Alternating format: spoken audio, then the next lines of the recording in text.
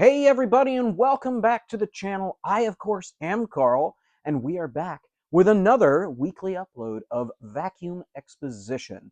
Now, if you have been tuning into the channel, I do have some updates for those that were interested in the two convertibles that I showed a couple weeks back, it looks like now. My filming schedule's a little off right now with how things have been going, but either way, the blue Model 70 convertible that I showed you guys, that one did sell, so that one is no longer available, unfortunately, but not to fear. The 69 is still available, as well as a few others that are in my eBay page.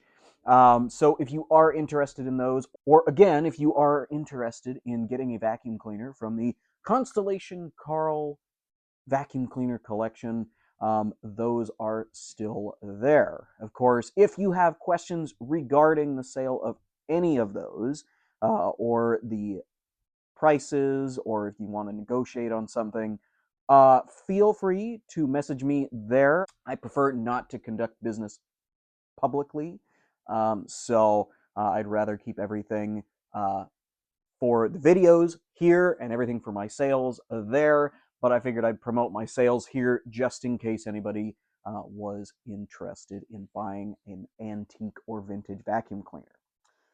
Now, for those that tuned in last week, I am so happy that you did, because that was a video I've been wanting to make for quite some time.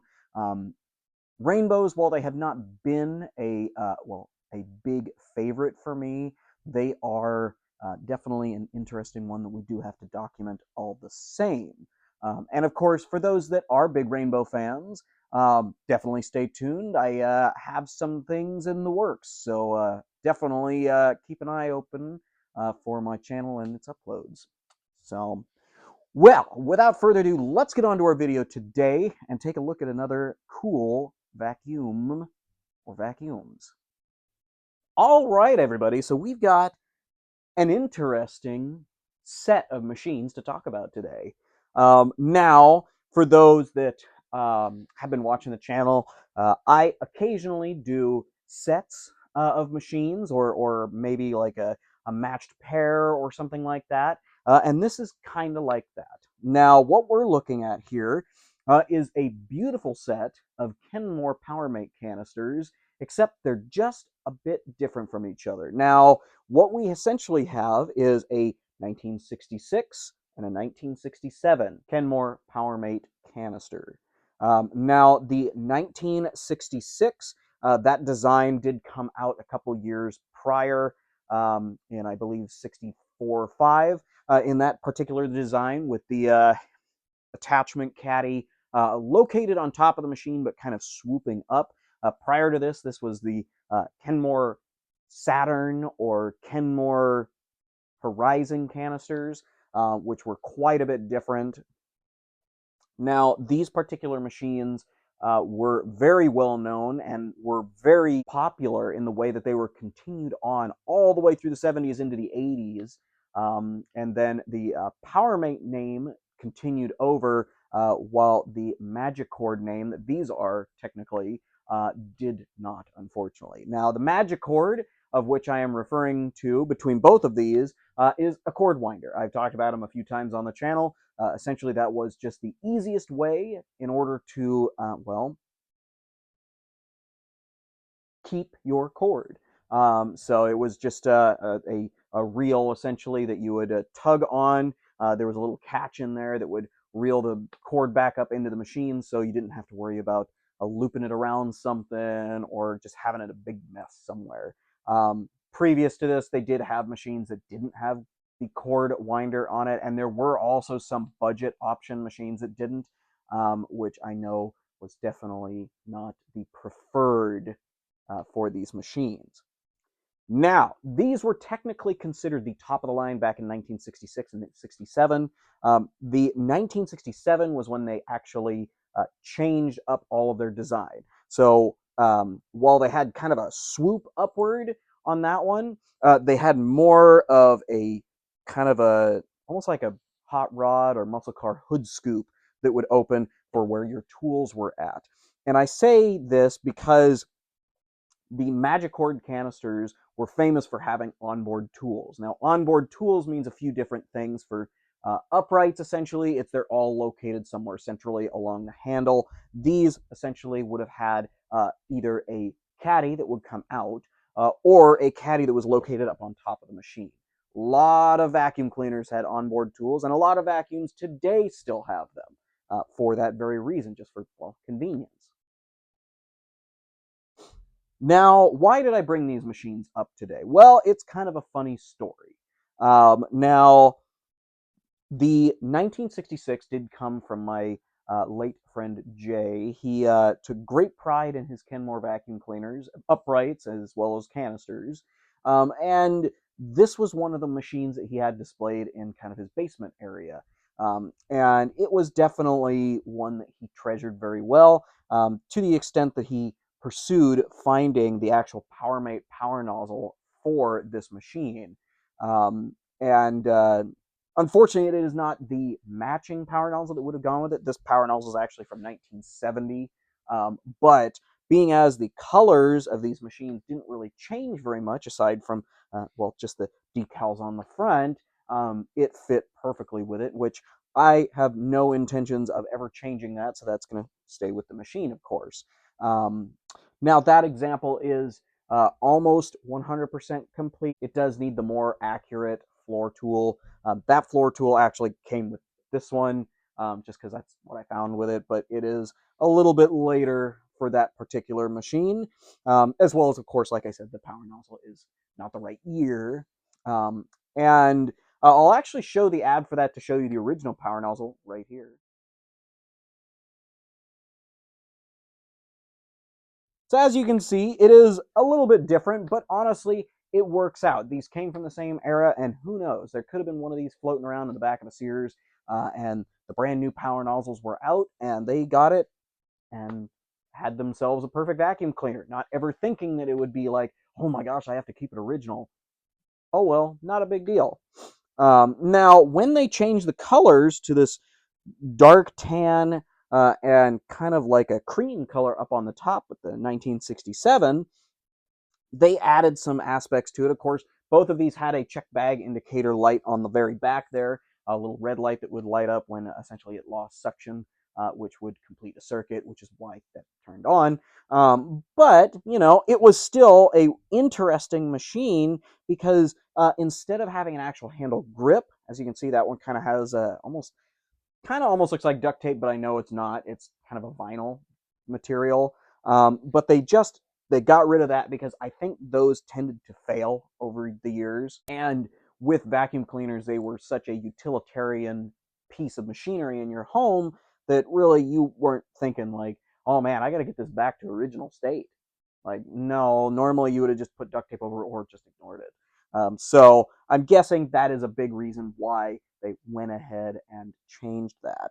On top of that, they started implementing more of their, well, wood grain famous stickers from the great fake wood trees. So basically, right here, you can see there's a sticker that says Magicord with a looped cord around it. That was kind of meant to look like wood, just because that was the way that the styles were going.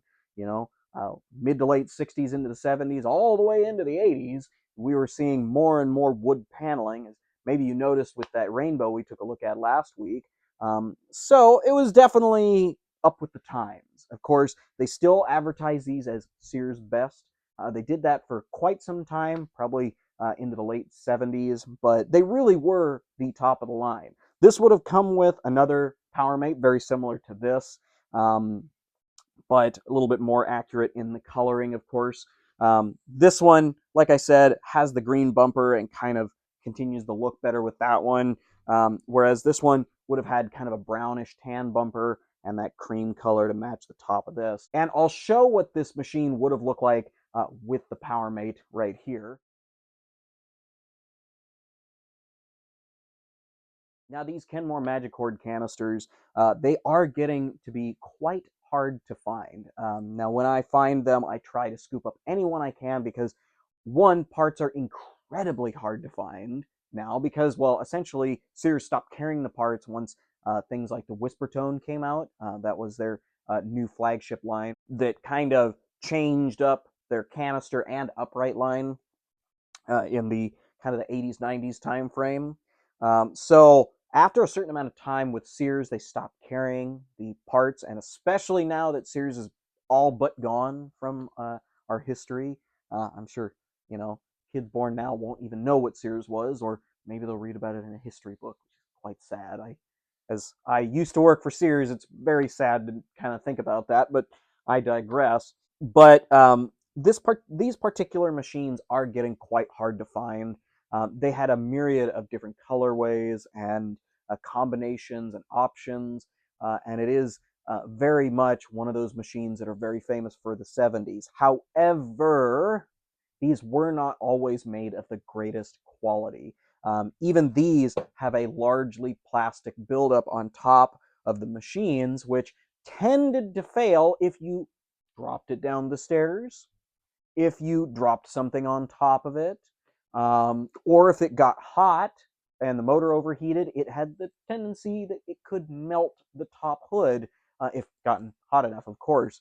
But unfortunately, these machines tended not to survive, which is why I consider these kind of where planned obsolescence started to take shape in the United States, where vacuums weren't meant to last a lifetime. They were meant to last as long as, well, until the next model came out, which very, very sad. I love the design of these and the ingenuity that Kenmore had in order to put these together, because they had so many options. You had things like different suction settings. You had that check bag indicator. You had variable speeds on some of them, dual speeds. So you have two different speed motors. You had additional options like the PowerMate power nozzle. So it's very sad, unfortunately, to think that these machines, if we don't save them, they're going to be gone and we'll never see them again. Now, kind of getting back to where I got these, like I said, that one came from Jay, and he absolutely adored it. Whereas this one actually came from my good friend Jared. When I was there last, I was poking around in some of his storage areas, and this one was in there, and it was going in the garbage truck if I hadn't have saved it. So, being as that it was in pretty sad shape when I found it. So I went to work and did my magic on it, trying to get it to look good, and got it all polished up and got the hose all nice looking and whatnot. And well, why don't I show a before picture of it right here, actually? As you can see, that hose looks almost like a completely different hose than what is on it now. Unfortunately, sometimes when vacuums sit too long, they do tend to get some grime on them. So went ahead and got that all cleaned up and presentable again. And well, found some additional tools in some of my stuff. They may not be the original tools that came with this machine, but hey, they look really nice inside, and it looks better than having a big gaping hole right here. So, which unfortunately with canister vacuums, that's kind of the case with a lot of them, because say you donated the vacuum, you sold the vacuum, maybe the vacuum got broken or something like that, and you tossed it or you gave it away or something. What are you going to do with the attachments? You're not going to seek out the person that got the vacuum and try to get those attachments back to them. I mean, maybe you would, but for the most part, that didn't happen.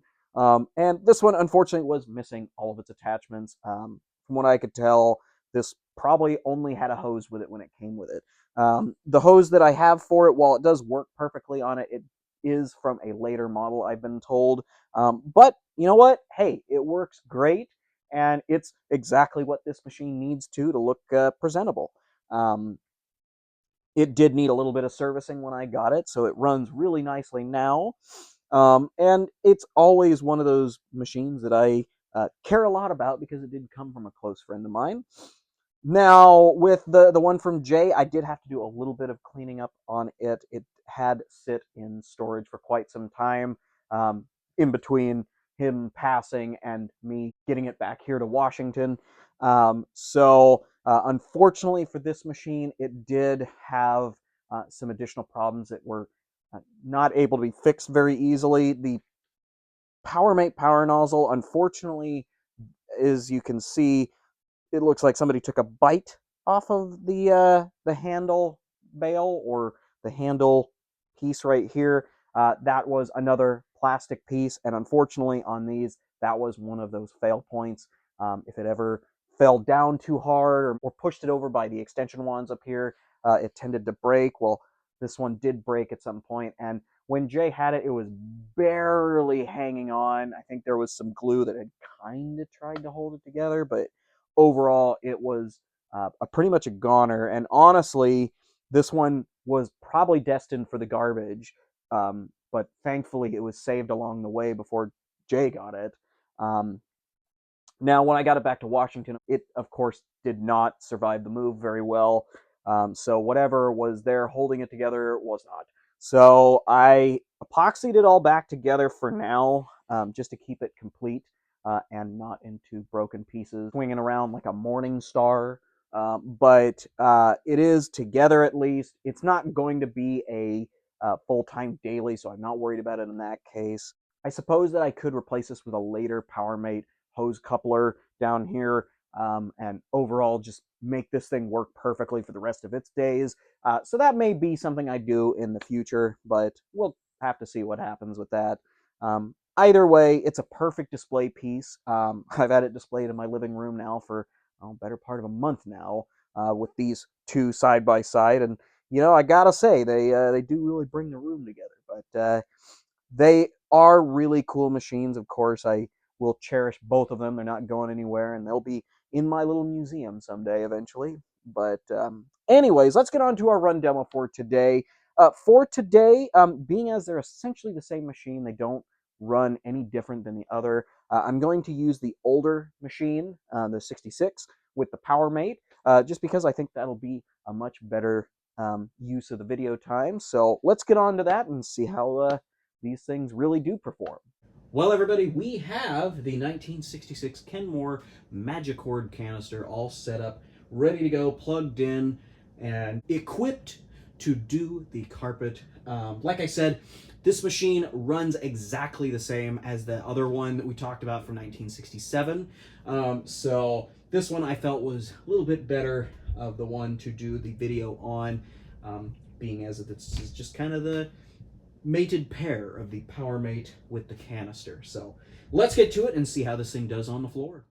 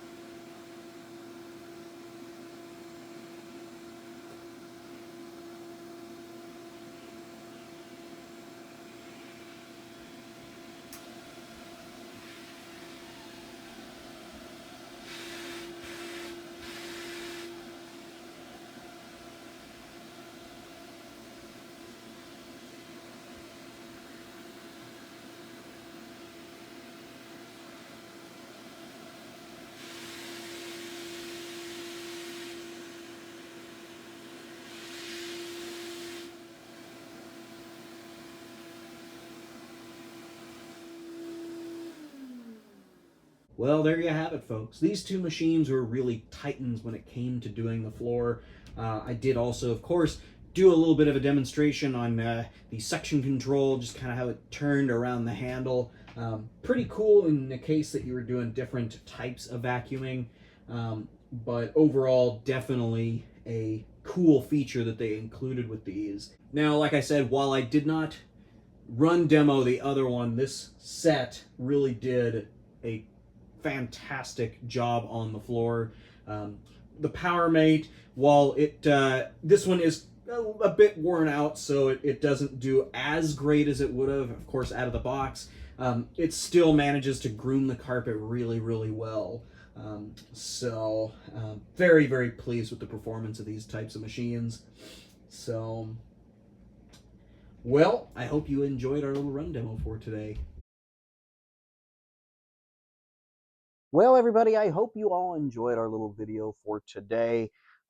These machines are very special machines just because, I mean, you just don't seem to find them anymore. They had such cool designs and innovative features on them that really other vacuum cleaners had, but maybe they hadn't perfected. I mean, these machines were getting cranked out by the thousands back then, and they really were quite a staple of the 60s, 70s, and into the 80s. The Magicord name, of course, was applied to other things in Kenmore's repertoire back during that time frame, but the best known was the Canisters, in my opinion. Now, as far as these are concerned, like I said earlier, these will be going in my museum in the future, so they are not going anywhere. Now, I know that Kenmore vacuum cleaners have gotten considerably more valuable and harder to find, but that's why I'm trying to save these and keep these up and running and looking good in whatever combination that I can. Now, if you are out there and you may have one of these, maybe grandma had one and it's been sitting languishing in the basement, definitely reach out. I'm trying to save these machines. They got thrown away and trashed so easily. And, you know, it's up to us collectors to try to keep the history going with these things. I mean, these were created, well, the better part of, you know, almost 70 years ago with some of them. These more around the age of 60-ish, but still, we're looking at, you know, 6 decades worth of time that these machines that are made of plastic that were meant to be basically thrown away are still here. So I will, of course, continue doing my best to get them. But if you do have one, please feel free to reach out, whether that be dropping a message here or come find me on Facebook. Or if you're interested in another machine on eBay, hit me up there. They are really, really cool machines, and you know what? If I have more of them, and I know I do have a few more of these Magicord type canisters, I will be showing them off because they are definitely worth the time.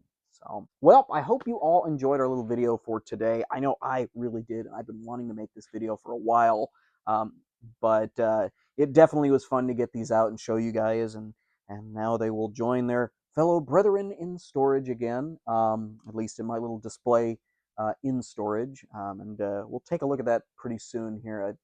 Unfortunately, with the Kansas stuff, it definitely got filled up a little bit more, so I'll have to go through more stuff over the next few months, and we'll take a look at that soon. But either way, thank you all again for joining us today, and we will catch you again next week. Same time, same place, same guy, different vacuum or vacuums, and we'll catch you again in the next one. Have a great rest of your day, y'all.